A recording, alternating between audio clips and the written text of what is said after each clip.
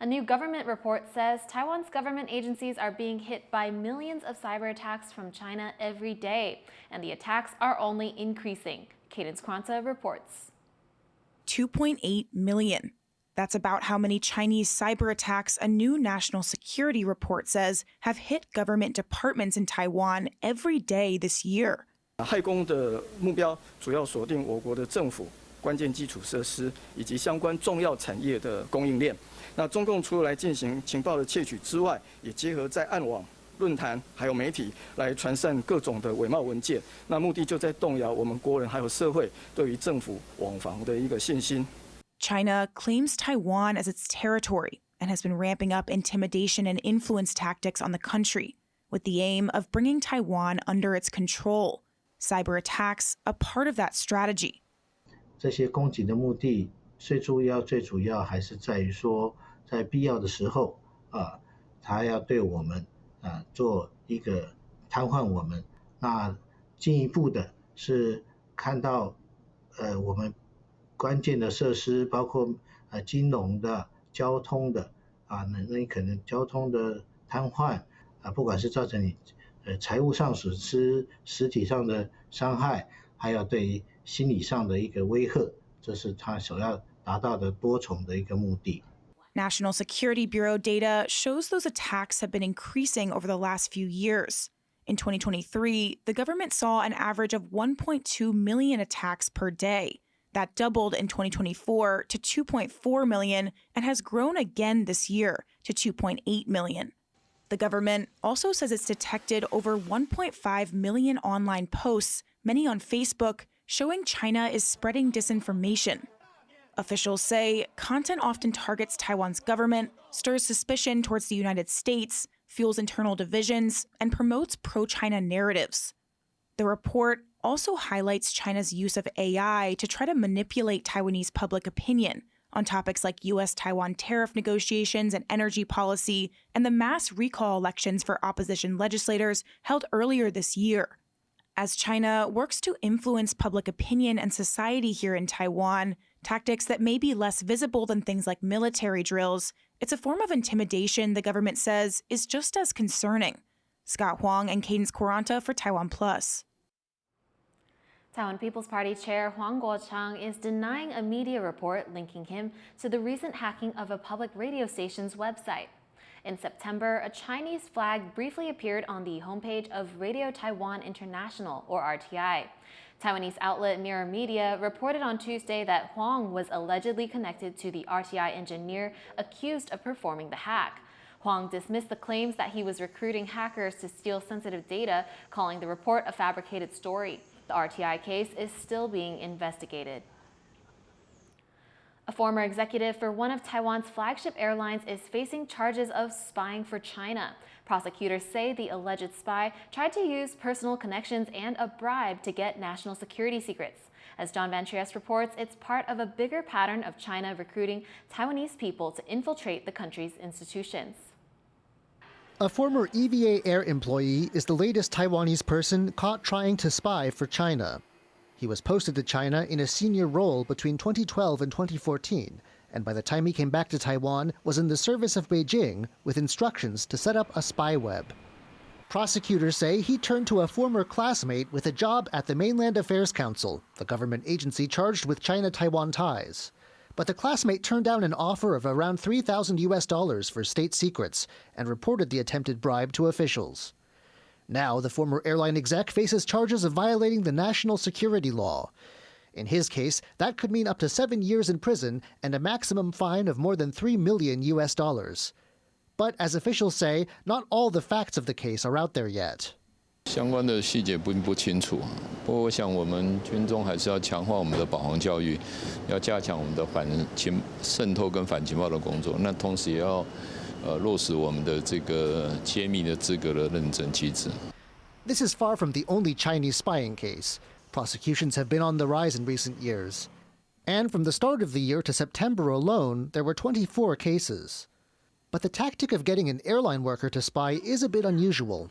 Beijing often targets former military members, getting them to recruit active duty personnel for spying. Some lawmakers say it's time for Taiwan to tighten up protection of its intel. 那我也会在立法院向国安局还有其他相关的情报部门来提出来，希望未来能够建制跨部会的相关异常事件反应的机制。 A former defense official says Taiwanese should be cautious when people they know, maybe former university classmates, approach them with a proposition. He says the penalties mean spying for Beijing just isn't worth the risks. 国人一定要有这样的警觉，不要去贪图那种小便宜啊。老实说，就算你泄露什么情报给他，他能给你多少钱？你为了这么一点钱去做这样的事，这是违法。 But Beijing has many ways of recruiting Taiwanese spies, from offering money to coercion. And the string of spy cases just this year shows that for many, China's advances may be too hard to resist. Andy Xue and John Van Trieste for TaiwanPlus. A song spliced together from clips of a Taiwanese ruling party lawmaker has gone viral on Chinese-speaking social media.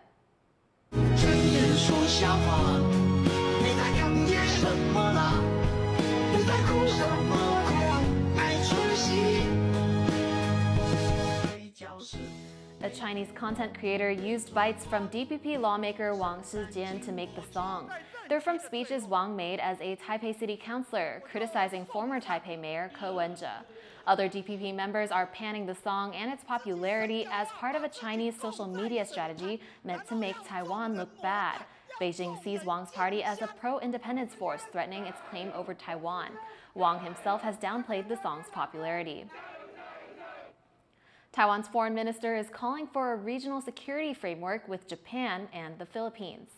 In an interview with a Japanese newspaper, Lin Jialong said that the three countries should work together to combat China's gray zone tactics, like sabotaging internet cables and disinformation campaigns.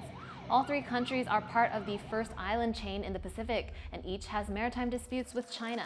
Lin also praised Japan's likely new Prime Minister, Takaichi Sanai, saying that she could help Japan take a more active role in regional affairs. The Netherlands says Washington had nothing to do with its decision to take control of Chinese-owned chipmaker Nexperia. The Dutch economy minister says the move was driven by national security concerns. Officials cited corporate mismanagement and possible tech transfers to China.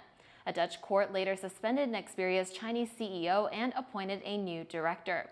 Nexperia is one of the world's largest makers of basic chips used in everyday products. Its main fabs are in Europe, but most of its chips are sent to China for final production. Both Wingtech and Beijing have condemned the Dutch move. For more on the Dutch government's intervention at Nexperia, reporter Chris Gorin spoke with Dutch tech columnist Mark Heijink, author of the book Focus, the ASML Way. Mark, the Dutch government has taken the extraordinary step of intervening in Nexperia, a Chinese-owned but Netherlands-based semiconductor manufacturer. And they've used this law called the Availability of Goods Act. What exactly is that? It's actually a very old law. So it was in a draw since the 50s, the Cold War era. And it's like an emergency law that says, well, the Dutch government can control any company to prevent critical goods from being not present, not available for the Dutch people. In this case, it was the only option for the Dutch government to interfere or intervene in Nexperia because things were happening within the company that were not in the interest of Dutch society or European society. This is the first time the law has ever been used in the Netherlands. But with semiconductors being seen as vital to national security, should we expect to see more interventions, or is Nexperia a one-off case? I think this is kind of exceptional, and I hope it will stay exceptional. Well, just one thing, a simple reason. There are not so many semiconductor manufacturers in the Netherlands. So there's a limited amount of companies that would be a potential target for a law like this. They're usually very reluctant to interfere with companies at all. So my guess, this will be a one-off, like a very rare occasion where we've seen the Dutch government interfere in a way like this. But they do have this in their kit. So they do have this tool, and they're not afraid to use it. And I think that's a step up from their naivety, well, from 6 or 7 years back. What, to you, makes this intervention so significant to Europe's tech strategy? Because after all, we need these semiconductors not only for our defense, not only for our economy, but also for daily lives. It's not the highly advanced semiconductors you use in your phones or in your AI systems, but also the standard products, the mainstream chips. So Europe has to make sure that they have their own availability and their own sovereignty. It's going to be a long journey, but I think in the end they'll also need companies like Nexperia to act up and to expand. That was tech writer and author Mark Heyink joining us from the Netherlands. The International Monetary Fund has raised its forecast for Taiwan's GDP to 3.7% ahead of the global average. According to the IMF's latest report, Taiwan's GDP outlook is up 0.8% from an earlier forecast. This adjustment puts Taiwan's GDP forecast above other Asia-Pacific economies. Taiwan's numbers have seen a boost from investment in AI-related tech and increased exports, but the IMF lowered its prediction for next year's growth in line with a global decrease. Matcha lovers may have to resist their thirst for the famous Japanese drink. As Irene Lin reports, tea farmers in Japan and China are having a hard time meeting soaring demand, while extreme heat and tariffs drive up the price. A bitter, rich tea drink enjoyed all year round around the world, Japanese matcha has attracted some loyal fans and creative minds in the culinary world. The traditional stone-milled green tea has been integrated into a variety of lattes, sweets, and baked goods. But now, it comes with a higher price tag. In the U.S., which consumes about a third of all matcha every year, some customers are feeling the pinch. I have matcha every morning. It's actually my go-to drink. It's kind of how I start the day. What have I noticed about the pricing? It's definitely started to go up, especially if you want to maintain the quality. Serving matcha every day, cafes and tea shops in the U.S. say the price hike has come as a shock. So the price has skyrocketed. Yeah, for us it's more than doubled, and we weren't expecting that at all. Our matcha drinks, we sell them in the hundreds every day, and we go through many hundreds of kilograms every month or two.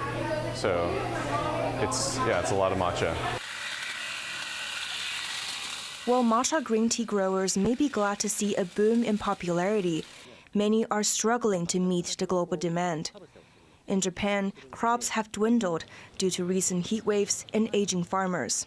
It's a real delight for tea producers that Japan's matcha is drawing such attention. I'm glad the world is taking an interest in our matcha, but it's been overwhelming. In the short term, almost a threat. We just can't keep up. On top of that, the U.S. has placed a 15% tariff on Japanese goods, adding to these businesses' concerns. It's this perfect storm or imperfect storm of tariffs, which are unrelated to the fact that we're having such a high demand and such an increase in prices already. So it's unfortunate timing, obviously. And, we have to make some hard decisions of, what pricing is going to look like. There's limits, obviously. We can't just, continue to raise prices forever. As the supply of this delicate powder green tea drops and its price stays high, it raises the question of how much longer it will dominate people's drink orders. Patrick Chen and Irene Lin for TaiwanPlus. Thank you for watching What's Up Taiwan. You can visit the TaiwanPlus website or follow our social media for more stories from Taiwan and around the world. Before we go, enjoy some highlights from the World Conquer Championships in the UK. I'm Tiffany Wong. Take care and see you next time.